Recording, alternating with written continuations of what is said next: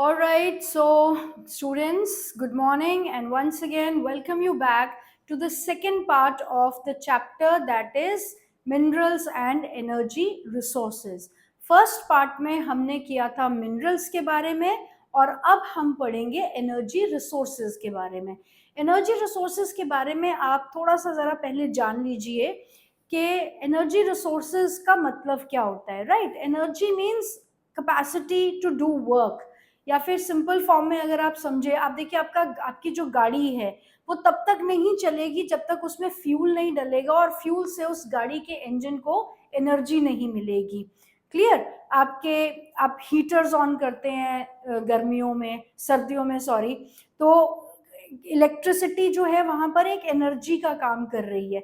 आपकी जो ट्रेन्स थी पहले, वो कोल जलता है तो उससे एक एनर्जी रिलीज होती है, उसके बाद आपकी ट्रेन्स चलती थी, मशीन्स चलती हैं, इंडस्ट्रीज चलती थी। राइट, तो एनर्जी रिसोर्सेज बहुत इंपॉर्टेंट है कंजर्वेशन ऑफ रिसोर्सेज के एस्पेक्ट से, या अगर हम डिप्लीशन ऑफ द रिसोर्सेज को देखें कि जिस तरीके से हमारे मिनरल रिसोर्सेज जो हैं वो कम होते चले जा रहे हैं, तो हमें एनर्जी रिसोर्सेज की तरफ मूव करना पड़ेगा। अब एनर्जी रिसोर्सेज में आपकी दो कैटेगरीज आती हैं। Number one is conventional resources and number two is non conventional resources. Conventional resources means the traditional ones, जो हम पहले से इस्तेमाल कर रहे हैं, जैसे आपका कोल है, पेट्रोलियम है, नेचुरल गैस है या इलेक्ट्रिसिटी है। तो इनका हमें ऑलरेडी पहले से पता है कि हम इनको ऑलरेडी इस्तेमाल भी कर रहे हैं, traditional and non traditional. Clear? तो अभी क्या क्या प्रॉब्लम हुई है कन्वेंशनल रिसोर्सेज के साथ में, कि कन्वेंशनल रिसोर्सेज जो हैं वो ख़त्म हो रहे हैं, डिप्लीट हो रहे हैं, जिस वजह से हमें कुछ ऐसे रिसोर्सेज की ज़रूरत है जो आपके इन्वायरमेंट में अवेलेबल है, नेचर से अवेलेबल है, लेकिन वो इनएग्जॉस्टिबल है, वो ख़त्म नहीं हो सकते। क्लियर? तो हम ऐसे रिसोर्सेज पे आएंगे, वो है आपके नॉन कन्वेंशनल रिसोर्सेज। ये मॉडर्न फॉर्म ऑफ रिसोर्सेज हैं। मॉडर्न फॉर्म हम इनको इसलिए कहेंगे क्योंकि देखिए, आपका सोलर जो है, सोलर एनर्जी, वो तो तब से एग्जिस्ट कर रही है जब से आपकी अर्थ जो है ओरिजिनेट हुई होगी, उससे भी पहले सोलर तो उससे भी पहले बन गया ना आपका system.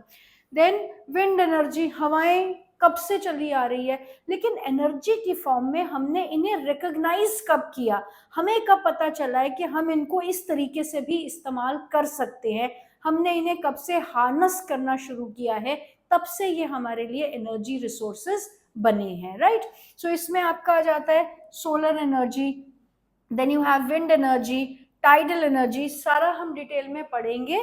So just go to the titles right now.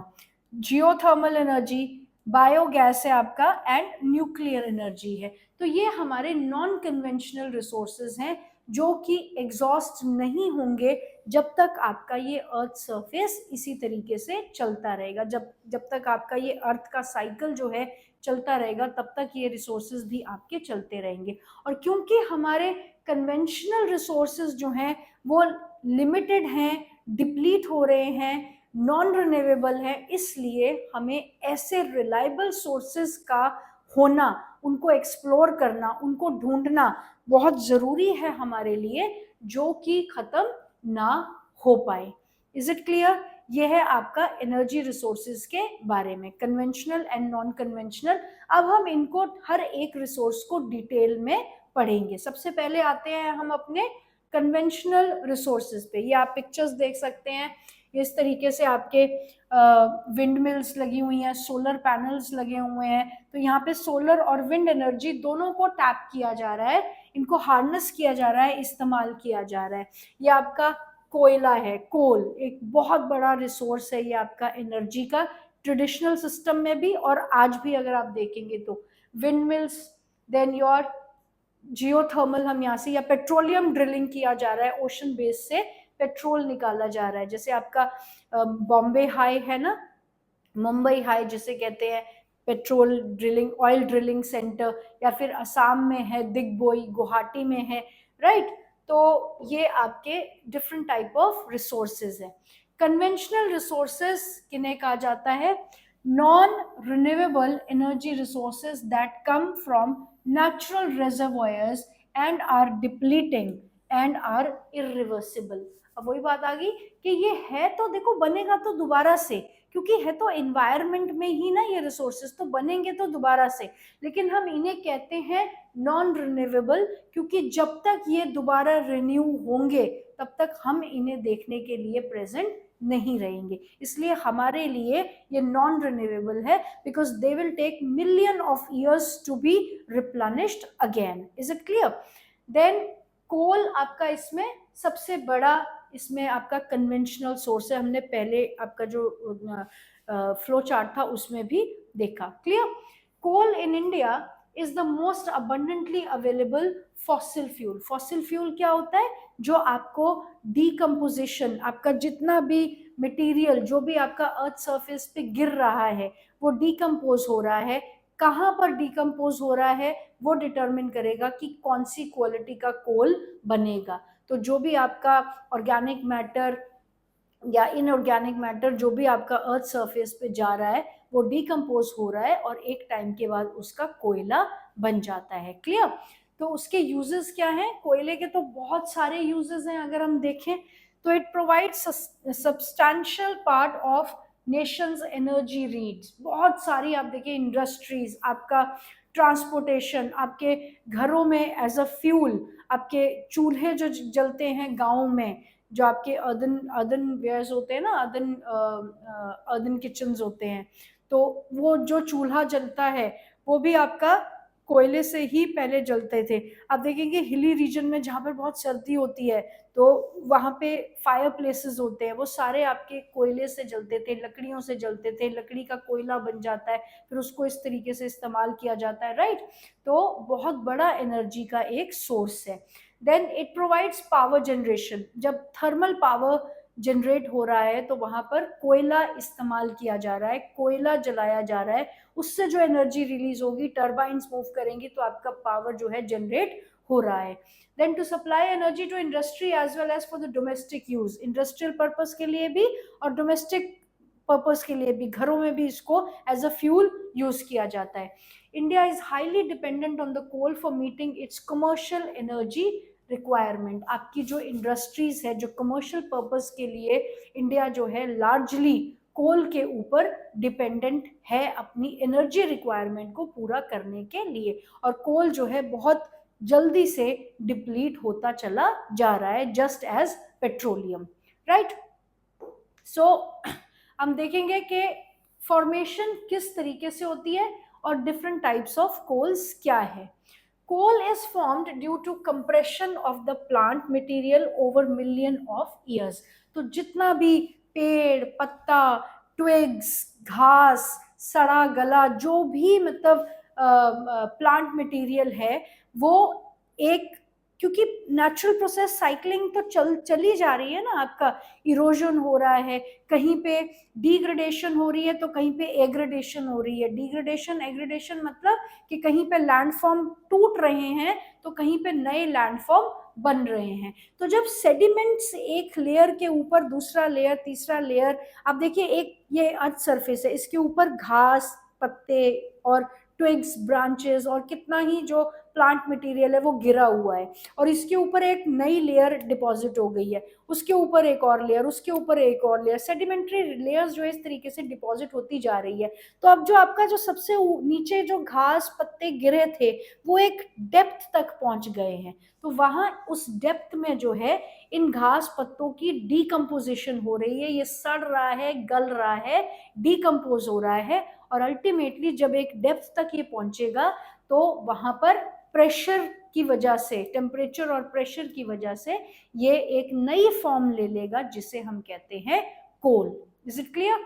तो कंप्रेशन की वजह से कंप्रेस हो रहा है, ऊपर की लेयर्स जो है इसको कंप्रेस करती जा रही हैं, तो इस वजह से आपका कोल जो है फॉर्म करता है.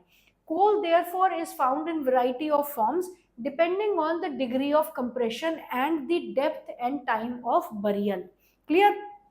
कब गिरे हैं पेड़ पत्ते, कितना टाइम हो गया है उनको सड़ते गलते हुए, किस डेप्थ में वो बन रहा है और कितना उसके ऊपर कंप्रेस किया जा रहा है, उसके ऊपर डिपेंड करेगा कि आपकी कौन सी वेराइटी ऑफ कोल बनकर आएगी। जितना ज़्यादा आप हायर सरफेस पे रहेंगे उतना ज़्यादा आपका कच्चा कोयला बनेगा, और जितना ज़्यादा आप डीप जाओगे, क्योंकि देखिए आप जब हमने रॉक फॉर्मेशन समझा है ना, तो जितना ज़्यादा डेप्थ में जाएगा उतना ज़्यादा ऊपर से ऊपर लेयर जो है वो बढ़ती चली जाएगी और प्रेशर जो है वो बढ़ेगा।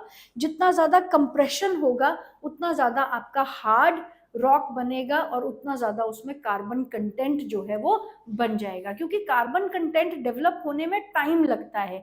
आप देखिए अपर सरफेस पे टाइम नहीं मिल रहा, लेकिन अंदरूनी जो आपकी लेयर है अर्थ सरफेस की, वहां पर टाइम बहुत ज़्यादा मिलता है। जैसे आपका मैग्मा जो आया था वो ठंडा होने के लिए ऊपर की सरफेस का टेम्परेचर जो है वो फ्लक्चुएटिंग है और ठंडा है कंपैरेटिव टू अंदर, तो अंदर वाला मैग्मा जो है वो बहुत धीरे धीरे ठंडा होगा, इसलिए वो ज्यादा हार्ड होगा as compare to the surface के ऊपर वाला मैग्मा। वही आपका यहाँ पर कोल के साथ भी हो रहा है कि ऊपर की सरफेस पे जो कोल बन रहा है उसको टाइम कम मिल रहा है, कंप्रेशन भी कम है, इसलिए वो कच्चा कोयला रहता है, उसमें कार्बन कंटेंट भी कम रहता है। लेकिन आप जितना गहराई में जाओगे आपका कोयला उतना ही पक्का और कार्बन कंटेंट से भरा हुआ रहता है। Clear?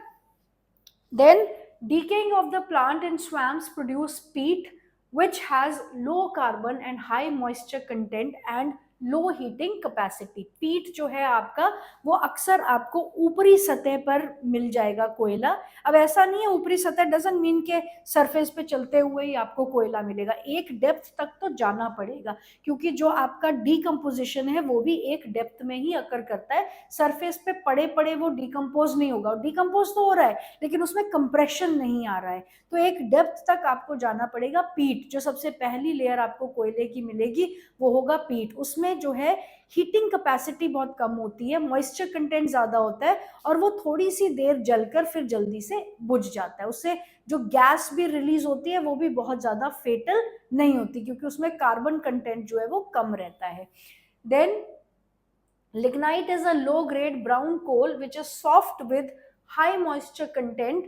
The principal lignite reserves are in Neyveli in Tamil Nadu and are used for generation of electricity. So one mark question कि electricity generation के लिए ज्यादातर कौन सा कोयला यूज किया जाता है, that is lignite। पीट के बाद आपका सेकेंड क्वालिटी जो कोयला है वो है lignite। उसके बाद आप देखेंगे आपका जो कोल है that has been the coal that has been buried deep and subjected to increased temperature is bituminous. It is the most popular coal in commercial use. Metalgri coal is high grade bituminous coal which has special value for smelting iron in blast furnace.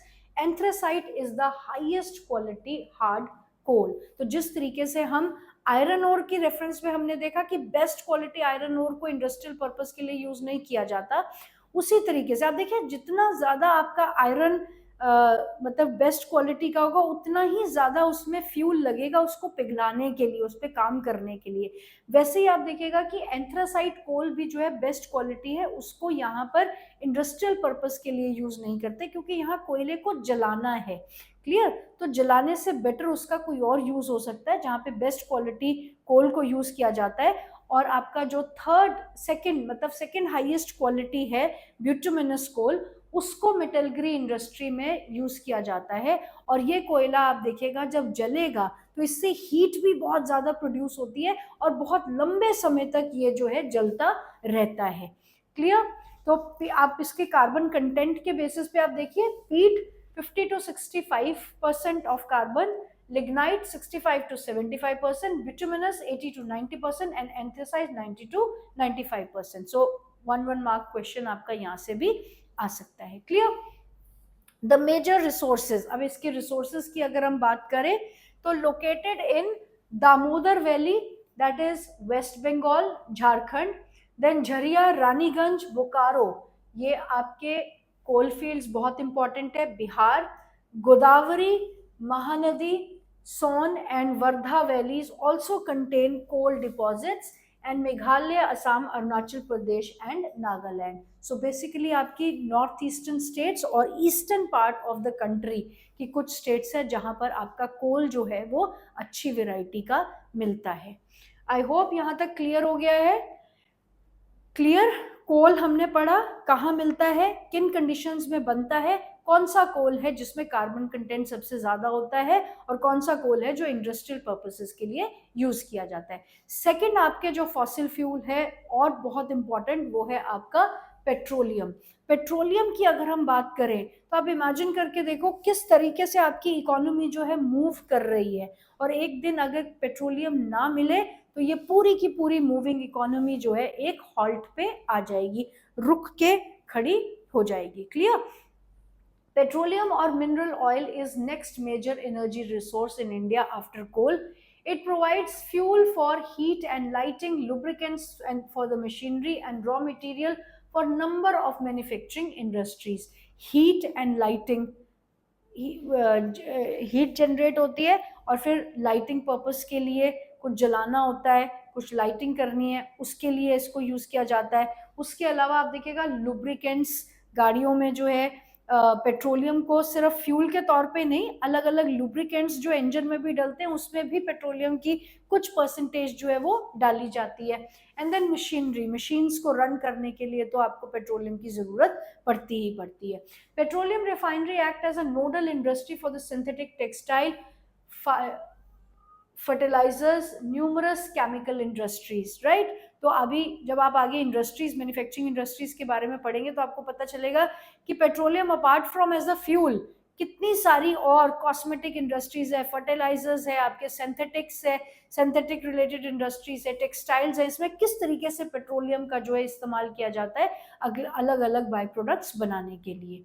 Most of the petroleum occurrence in India are associated with the anticlines and the fault traps in the rocks formation and the tertiary age. Tertiary age anticlines. Anticlines, syncline, वैसे तो पता होना चाहिए लेकिन still I will discuss that with you. In the regions of folding anticlines or the domes, it occurs where the oil is trapped in the crust of the upfold. आपका जो anticlines, the raised portion of the mountain is known as anticline, और जो आपका depression है उसे कहते हैं syncline. So this is the anticline, this is the syncline.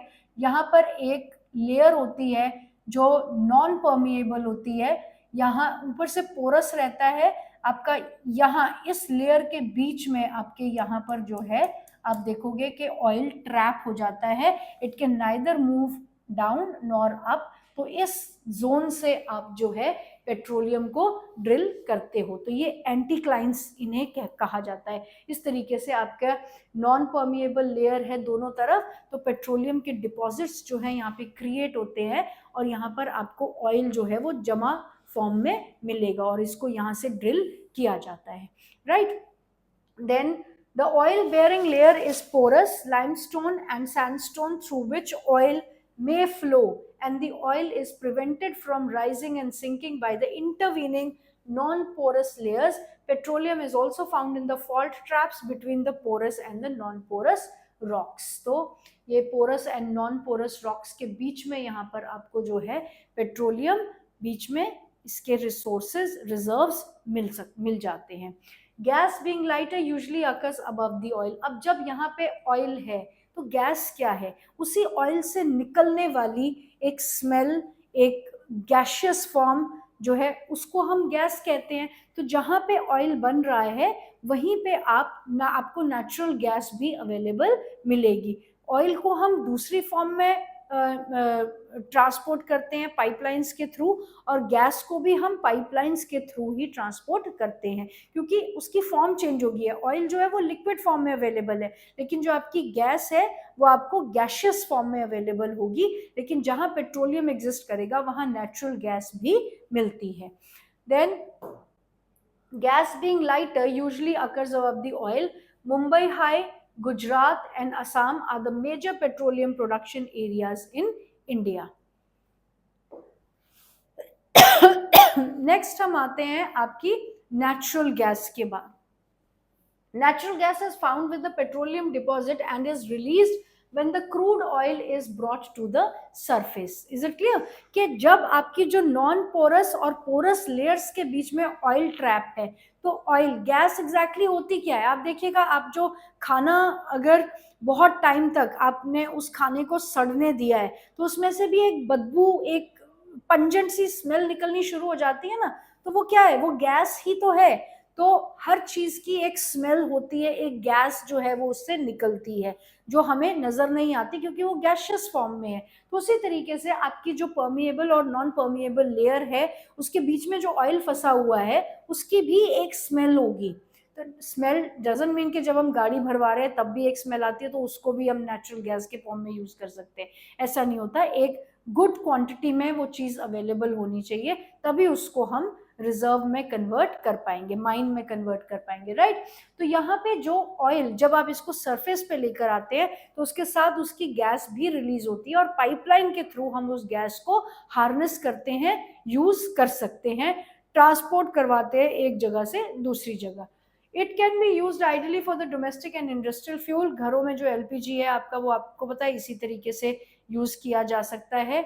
And then it is used as a fuel in power sector to generate electricity, for heating purpose in industries, as a raw material in chemical, petrochemical and fertilizer industries, as a transport fuel and cooking fuel। तो बहुत सारे uses है, industries में है आपके, then petrochemical fertilizers हैं, घर में कुकिंग पर्पस के लिए, हीटिंग पर्पस के लिए, अलग अलग तरीके से इस गैस और पेट्रोल को हम जो है यूटिलाइज करते हैं।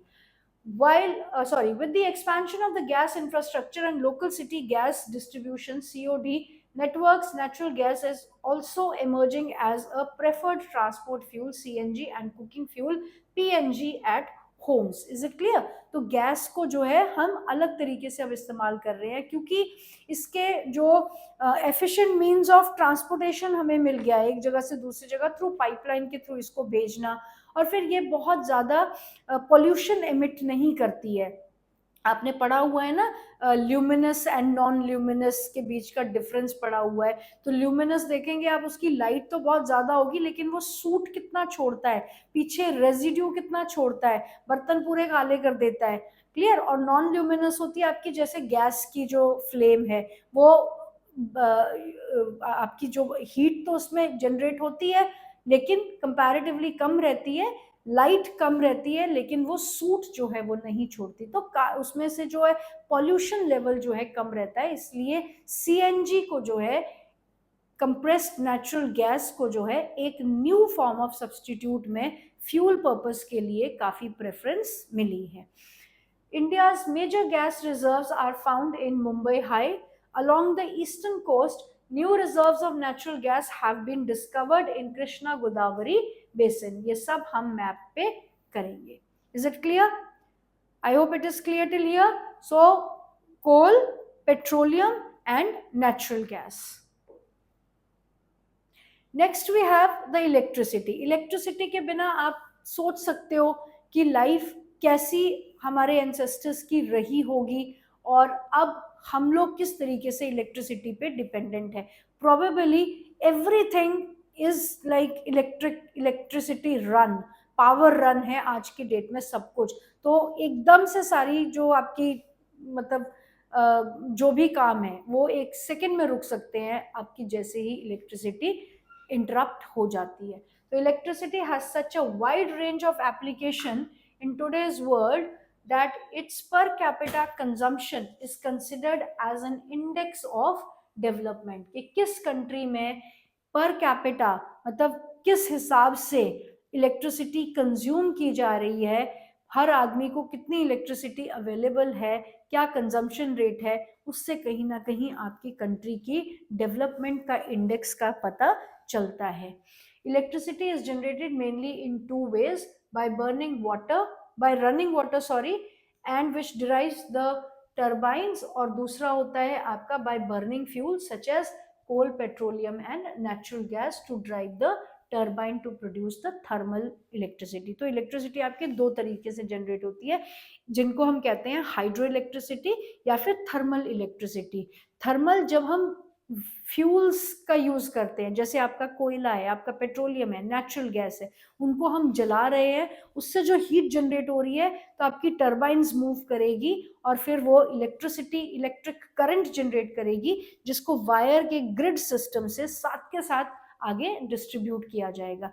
वैसे ही आपका हाइड्रो इलेक्ट्रिसिटी वर्क करती है कि पानी जो है जब एक सडन हाइट से गिरता है, वो टर्बाइंस को मूव करता है, एक करंट जनरेट होता है और फिर उसको भी आप ग्रिड के थ्रू जो है सर्कुलेट करते हो। इलेक्ट्रिसिटी को स्टोर नहीं किया जाता, वो साथ के साथ बनती है और साथ के साथ उसको ग्रिड ग्रिड के थ्रू जो है अलग अलग नेटवर्क पे भेजा जाता है। क्लियर? तो जब हम दो तरीकों से इलेक्ट्रिसिटी बन रही है, थर्मल मीन्स जहां पे कुछ जल रहा है, गर्मी, राइट? तो जैसे कोल है, आपका पेट्रोलियम है और नेचुरल गैस है। और हाइड्रो इलेक्ट्रिसिटी मीन्स जो पानी से प्रोड्यूस हो रही है, right? Then hydroelectricity is generated by fast flowing water, which is renewable resource. India has number of multi-purpose projects like Bhakra Nangal, Damodar Valley Corporation, and Kopili hydro project, etc., producing hydroelectricity. आपने ये dams वाले chapter में पढ़ा है ना, हमने water resources में पढ़ा है कि हाइड्रो इलेक्ट्रिसिटी प्रोड्यूस करना एक मेजर एडवांटेज है आपके डैम्स की, या फिर फीचर है। Then thermal electricity generated by using coal, petroleum and natural gas. कोयला जलाया जाता है, उससे एनर्जी जो है कन्वर्ट हो रही है, तो उसको हीट जनरेट हो रही है, उसको हम एनर्जी की फॉर्म में यूज कर रहे हैं टर्बाइंस को मूव करने के लिए। So that is about electricity. Next we have conventional sources खत्म हो गए, coal, petroleum, then we did natural gas and electricity. Next is non conventional resources. Non conventional means जो आपके मतलब वी हैव नॉन ट्रेडिशनल, पहले हम इन्हें इस्तेमाल नहीं करते थे, लेकिन अब क्योंकि हमें ऑल्टरनेटिव सोर्सेस चाहिए मिनरल्स के, क्योंकि मिनरल्स डिप्लीट हो रहे हैं, इसलिए हम जा रहे हैं नॉन कन्वेंशनल सोर्सेज पे। तो सबसे पहले देखते हैं नॉन कन्वेंशनल क्या है। The growing consumption of energy has resulted in countries becoming increasingly dependent on fossil fuel such as coal, oil and gas. Growing consumption of energy has resulted in countries becoming increasingly dependent on fossil fuels such as coal and oil gas. Rising prices of oil and gas and their potential shortage have raised uncertainties about the security of energy supply in future, which in turn has serious repercussion of growth and national economy.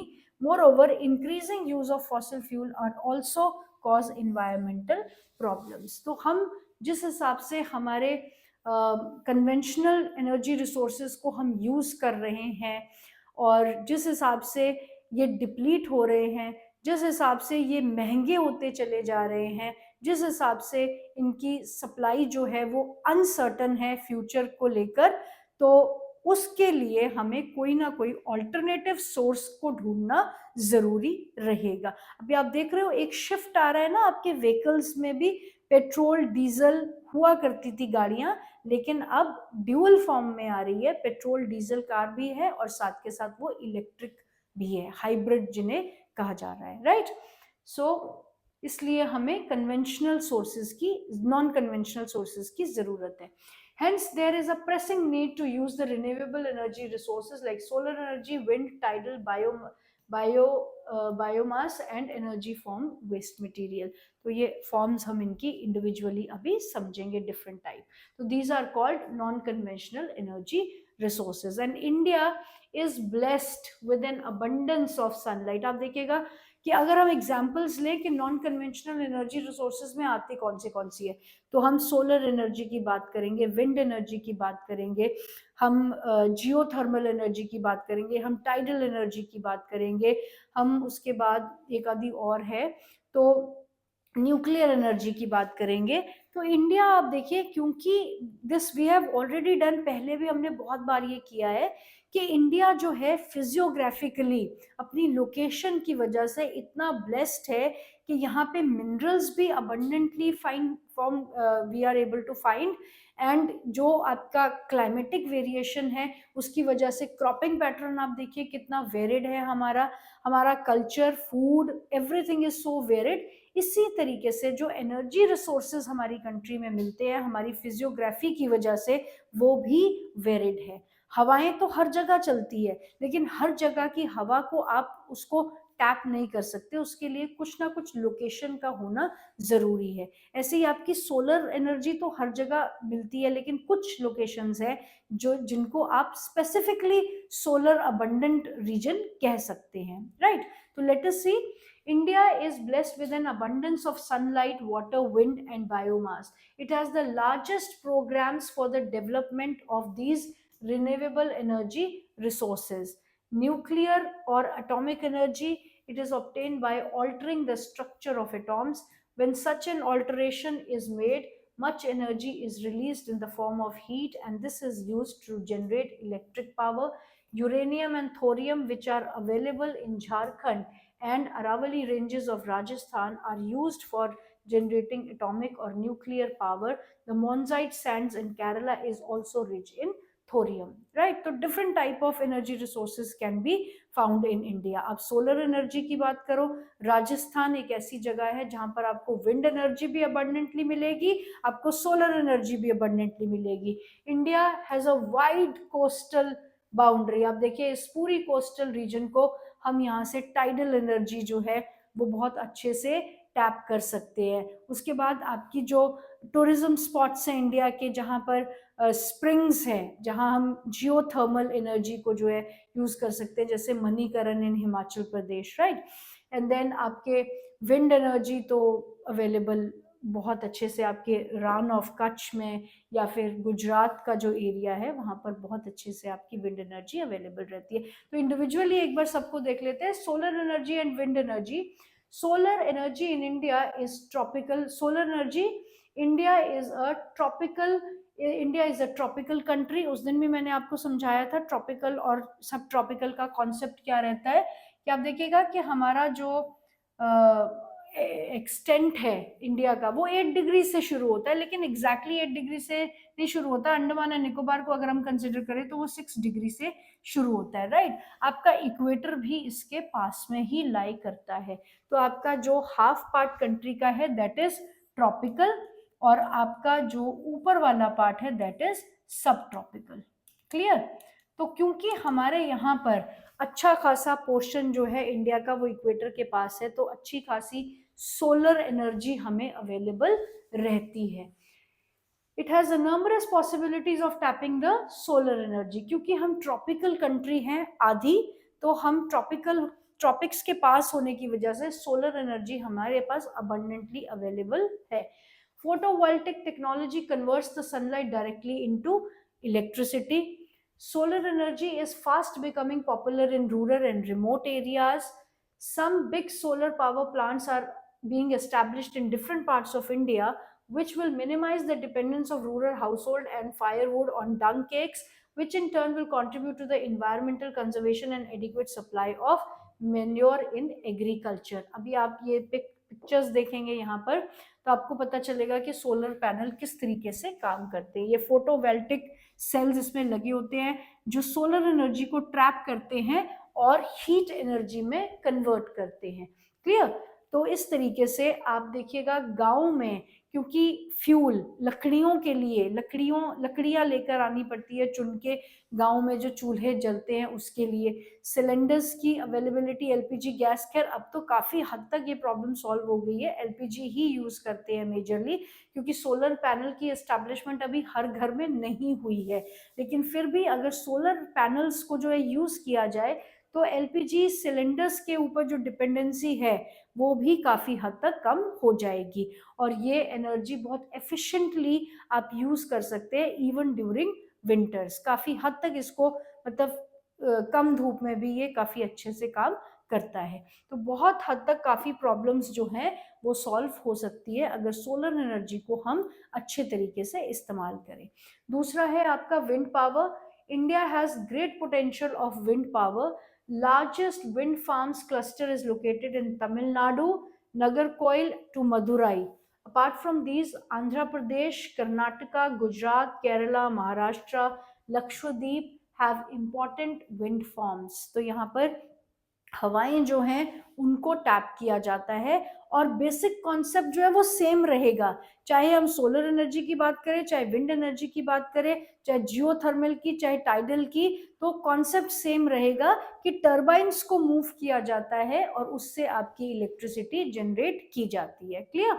Then Nagarcoil in Jaisalmer are and Nagarcoil and Jaisalmer are well known और for effective use of wind energy. अब जैसलमेर, अब देखिए arid region, clear, arid region में तो और ज्यादा efficient होता है आपका विंड एनर्जी, क्योंकि ना तो वहां पे इतनी ज्यादा हैबिटेशन है, ना सेटलमेंट्स है, ना वेजिटेशन है जो विंड की स्पीड को रोक सके. तो उस विंड की स्पीड को जो है हार्नेस किया जाता है विंड मिल्स के यूज से और इलेक्ट्रिसिटी जनरेट की जाती है. Clear? So you can clearly see how it works, right? Both the things. Next है आपका बायोगैस. अब बायोगैस में क्या होता है, गांव में अक्सर देखेंगे आप कि बहुत से घरों में एलपीजी सिलेंडर का भी यूज नहीं किया जाता. तो आपका जो काउडंग होता है, जो गोबर होता है जिसे हम कहते हैं, तो उसको जो है कलेक्ट करके एक जगह पे उसे डिकम्पोज किया जाता है. एंड कॉन्सेप्ट वही सेम है कि जब भी कोई चीज सड़ती है, गलती है, तो उससे गैसेस रिलीज होती है और उन गैसेस को जो है पाइपलाइन के थ्रू एनर्जी रिलीज या हीटिंग पर्पस के लिए एज अ फ्यूल यूज किया जाता है. That is your biogas plants, right? Biogas, suburbs, shrubs, farms waste, animals and human waste are used to produce biogas for domestic consumption in the rural area. तो जितना भी आपके पास waste material है, आपके farm से जितना वेस्ट मटेरियल है, animal and human waste जो भी है, उसको इस गैस को प्रोड्यूस करने के लिए इस्तेमाल किया जाता है डीकम्पोजिशन के पर्पज से. Decomposition of organic matter yields gas which has higher thermal efficiency in comparison to the kerosene, dung cakes and charcoal. तो आपका जो मिट्टी का तेल है या आपके जो गोबर के उपले जलाए जाते हैं या फिर तारकोल जिससे जमीन को मेटल किया जाता है, उसको जलाने से भी ज्यादा एनर्जी रिलीज होती है आपकी डीकम्पोजिशन, मतलब बायोगैस से जो है उससे ज्यादा एनर्जी रिलीज होती है. और बायोगैस बनती है, डीकम्पोजिशन होता है जब ऑर्गेनिक मैटर का, जब ये सड़ता है, गलता है, तो इसमें से गैसेस रिलीज होती है. Biogas plants are set up at municipal, cooperative and individual levels. मतलब आप अपने घर में भी इसको अपने आप भी लगा सकते हैं, पंचायत के साथ एसोसिएट होके भी लगा सकते हैं, अर्बन एरियाज में भी आप इसको म्यूनिसिपैलिटी की हेल्प से जो है लगा सकते हैं, इंस्टॉल करा सकते हैं. The plant using cattle dung are known as gobar gas plants in the rural India. These provide twin benefits. The farmers in the form of energy are improved. The benefits for the farmer in the form of energy and improved quality of manure. तो जो गोबर है उसको इकट्ठा करते हैं, एक जगह पे इकट्ठा करेंगे और उसको एक बंद उसमें स्ट्रक्चर के अंदर जो है सड़ने गलने के लिए छोड़ दिया जाता है और वो बंद स्ट्रक्चर जो है एक पाइप के साथ ऊपर से कनेक्टेड रहता है. तो जो इस तरीके से गोबर के इस्तेमाल से जो गैस बन रही है उसे गोबर गैस कहा जाता है. और आप देखिएगा इसको मैन्योर के तौर पे भी बाद में यूज करते हैं और इससे जो है एनर्जी रिलीज होती है, उसको गैस और चूल्हे जलाने के लिए घरों में इस्तेमाल किया जाता है. Biogas is by far the most efficient use of cattle dung. It improves the quality of manure and also prevents the loss of trees and manure due to burning of fuel and wood and cow dung cakes. तो biogas से जो आपका manure बनता है बाद में, उसको खेतों में उपज बढ़ाने के लिए इस्तेमाल किया जाता है और एक जस्टिफाइड भी लगता है कि गोबर को यूज करना रादर देन ह्यूमन वेस्ट को as a energy resource use करना. एंड देन आपका जो अदरवाइज गोबर के उपले जो बनाए जाते थे उनको चूल्हे में जलाना पड़ता था। तो चूल्हे में जलाने के लिए आप जो है इस गैस का इस्तेमाल करें तो आपकी लकड़ियां भी बचेगी और आपका गोबर का जो है एक बेटर इस्तेमाल भी हो सकेगा as a fertilisers in the field. Clear? ये देखिए, ये आपका गोबर गैस का प्लांट लगा हुआ है। अब इस स्ट्रक्चर के अंदर जो है सारा गोबर भर दिया गया है और उसके बाद यहाँ से इसकी जो भी गैस रिलीज हो रही है अंदर डिकम्पोजिशन के बाद, वो गैस इस तरीके से आगे सप्लाई की जा रही है। क्लियर? नेक्स्ट है आपका टाइडल एनर्जी। अब टाइडल एनर्जी क्या होता है? टाइड्स आपने देखे हैं ना, वेव्स, वेव्स नहीं कहेंगे, वेव्स इज डिफरेंट, और टाइड्स दूसरे होते हैं। वेव्स जो हैं वो कम हाइटेड होती है, टाइड्स जो हैं वो आपकी बहुत ज्यादा राइज करती है। वेव्स जो हैं आपकी वो विंड की मूवमेंट से अकर करती हैं, टाइड्स जो हैं आपकी वो मून की फोर्स ऑफ अट्रैक्शन जो है उसको पुल करता है। ग्रेविटी, मून की ग्रेविटी जो है उस पानी को राइज करने के लिए फोर्स करती है। तो हम टाइडल एनर्जी की बात कर रहे हैं जो टाइड्स से जनरेट होती है, right? Tidal energy, that is oceanic tides, can be used to generate electricity. Floodgate dams are built across the inlets. During the high tide, water flows into the inlet and gets trapped when the gate is closed.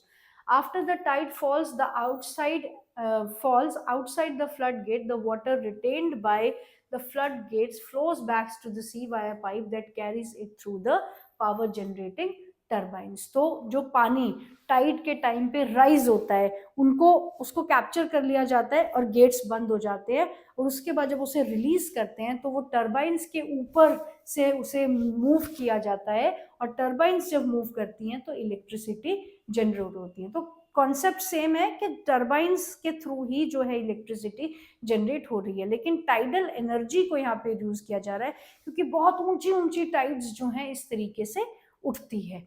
Then in India, the Gulf of Kambat and the Gulf of Kutch in Gujarat on western coast and Gangetic Delta in Sundarban region of West Bengal provide the ideal conditions for utilizing tidal energy. आपका जो गुजरात की तरफ यहाँ वाला area है और यहाँ वाला एरिया है, इन यहाँ पर टाइडल एनर्जी को जो है हार्नेस किया जाता है। और आप देखेंगे हमारा नेचुरल पोर्ट जो है कोलकाता में, एक नेचुरल हार्बर भी है, तो वहाँ पे जब टाइड्स आते हैं वो शिप्स को हार्बर की तरफ मूव करने के लिए पुश करते हैं, तो टाइडल एनर्जी को हम उस तरीके से भी यूज करते हैं, right? Next we have geothermal energy. Geothermal energy होती है जो धरती, जियो मीन्स अर्थ, जो अर्थ के अंदर से एनर्जी निकल के आ रही है, हीट निकल के आ रही है, उसे हम कहते हैं geothermal energy, right? Geothermal energy refers to the heat and electricity produced by using heat from the interior of the earth. Geothermal energy exists because earth grows progressively hotter with increasing depth. Where the geothermal gradient is high, temperature are found at the shallow depth. तो जितना आप गहराई में जाओगे आपका temperature जो है वो बढ़ता जाता है। कुछ एरियाज है जहां पर ये टेम्परेचर जो है बहुत ज्यादा होता है, even near the crust area, तो वहां पर हम जियोथर्मल एनर्जी का इस्तेमाल करते हैं। Groundwater in such areas absorb heat from the rocks and becomes hot.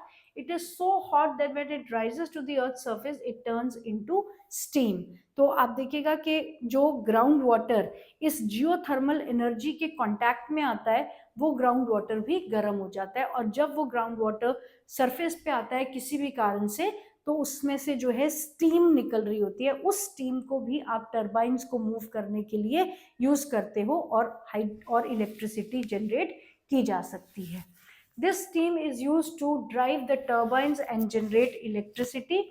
There are several hundreds of hot springs in India which could be used to generate electricity. तो हिमाचल प्रदेश में आप मणिकरण एक जगह है, वहां पर अगर आप देखेंगे तो आपको बहती हुई नदी, आप देखिएगा बीच में उसमें नदी बह रही है, आई थिंक पार्वती नदी है, और उसके नदी के बैंक्स पे ही आप देखेंगे बीच का पानी बिल्कुल ठंडा है, नदी का पानी बिल्कुल ठंडा है, और अगर आप बैंक्स पे उसके देखेंगे तो जगह जगह पे हॉट स्प्रिंग्स, वहां पे पानी ऐसे उबल रहा होता है। और क्योंकि वो एक रिलीजियस प्लेस भी है तो वहां पर लोग आते भी हैं, और उन उन उस पानी में जो है वो राइस की पोटली डालते हैं, राइस जो है वो पक के बाहर निकल आते हैं। आप देखिए कितना हाई टेम्परेचर उस पानी का रहता है। तो इस एनर्जी को भी जो है हम यूज करते हैं स्टीम की फॉर्म में, इसे कहा जाता है geothermal energy. The two experimental projects have been set up in India to harness the geothermal energy. One is located in Parvati Valley near Manikaran in Himachal Pradesh, and the other one is located in the Pug Valley in Ladakh. तो geothermal energy से related ये दो project बनाए गए हैं, Parvati valley in Himachal Pradesh and Puga in Ladakh. 1 mark question MCQs में आपके आ सकता है।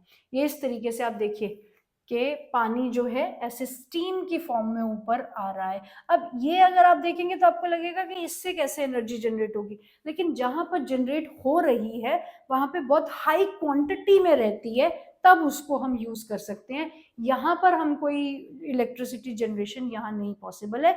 It is just the picture जो आपको दिखा रहा है कि किस तरीके से अर्थ से जियोथर्मल एनर्जी प्रोड्यूस होती है। Is it clear? Now, the last part and the most important, just like any other chapter, conservation of energy resources, कि ये energy resources को भी conserve करना तो जरूरी है ही। Let's see क्या steps हो सकते हैं। Energy is the basic requirement for economic development. Obvious सी बात है, चाहे आप कन्वेंशनल रिसोर्सेज की बात करें, चाहे नॉन कन्वेंशनल रिसोर्सेज की बात करें, अगर आपको इकोनॉमिकली डेवलप करना है तो आपकी इकोनॉमी को मूव होना जरूरी है, और मूवमेंट तभी आएगी जब आपके पास कोई ना कोई एनर्जी रिसोर्सेज होंगे। Every sector of the national economy, agriculture, industry, transport, commercial and domestic, needs input of energy। चाहे आप घर में हैं, चाहे आप बाहर है, चाहे सबसिस्टेंस एग्रीकल्चर है, चाहे कमर्शियल एग्रीकल्चर है, चाहे इंडस्ट्रीज है, कॉटेज इंडस्ट्री है या लार्ज स्केल इंडस्ट्रीज है, आपको हर तरीके से एनर्जी की रिक्वायरमेंट रहती ही रहती है। इसलिए आपको एनर्जी रिसोर्सेज को कंजर्व करना है। 2 पॉइंट्स क्लियर हो गए? Because it moves the economic development of the country and everywhere we need energy resources. Second, third, economic development plans implemented since independence necessarily required increasing amounts of energy to remain operational. As result, consumption of energy in all form has been steadily rising all over the country। क्योंकि हमने after 1947 बहुत सारे developmental plans बनाए हैं, फिर चाहे वो agriculture की डेवलपमेंट हो, चाहे इंडस्ट्री की डेवलपमेंट हो, और अगर हमें डेवलपमेंट करनी है तो आपकी इकोनॉमी को चलाने के लिए हमें एनर्जी रिसोर्सेज की ज़रूरत रहेगी रहेगी, इसलिए उन्हें कंजर्व करना ज़रूरी है। In this background, there is an urgent need to develop a sustainable path of energy development। तो इन आर्ग्यूमेंट्स के बेसिस पे हम कंक्लूड करते हैं कि हमें एनर्जी रिसोर्सेज के ऑल्टरनेटिव्स भी चाहिए और जो हैं उन्हें कंजर्व भी करना है। Promotion of energy conservation and increased use of renewable energy sources are the twin planks of sustainable development। Promotion of energy conservation and increased use of renewable energy के आपको एक तो एनर्जी को कंजर्व करने के लिए स्टेप्स ज्यादा से ज्यादा उठाने हैं, दूसरा आपके पास जो रिन्यूएबल रिसोर्सेज है, जैसे आपका सोलर है, विंड एनर्जी है, जियोथर्मल एनर्जी है, टाइडल एनर्जी है, न्यूक्लियर एनर्जी है, इन एनर्जी रिसोर्सेज को हमें ज्यादा से ज्यादा यूटिलाइज करना है ताकि हम एनर्जी को सस्टेनेबल तरीके से यूज कर सकें। India is presently one of the least energy efficient country in the world। We have to adopt a cautious approach for the judicious use of our limited energy resources। For example, as the concerned citizens, we can do our bit by using public transport system instead of individual vehicles, switching off electricity fans, electricity appliances when not in use, using power saving devices and using non conventional sources of energy। After all, energy saved is energy produce. So definitely lot of moral values in the last paragraph कि क्योंकि India हमारा जो है बहुत deficit है energy point of view से, तो हमें कुछ ना कुछ अपनी आदतों में चेंजेस लेकर आने पड़ेंगे। और जहां हम शॉर्ट डिस्टेंस जा रहे हैं, एक ही जगह पे बहुत सारे लोग जा रहे हैं, तो कार पूलिंग जैसे तरीकों से हम एनर्जी रिसोर्सेज को बचा सकते हैं। और छोटे छोटे हैबिचुअल चेंजेस लाकर लेकर आना, जैसे switching off the electrical appliances when not in use, इस तरीके के छोटे छोटे एफर्ट्स करके हम एनर्जी को कंजर्व कर सकते हैं। तो जितनी एनर्जी कंजर्व कर लेंगे उतनी एनर्जी हमारी प्रिजर्व हो जाएगी। So everyone should make equal efforts and judicious efforts to utilize the energy resources in the best possible manner. I hope chapter आपको समझ में आ गया है, क्लियर हो गया है, और इसके साथ हमारा ये चैप्टर जो है खत्म होता है। If you have any doubts, please do let me know from the comment section. Until then, take care and God bless you all.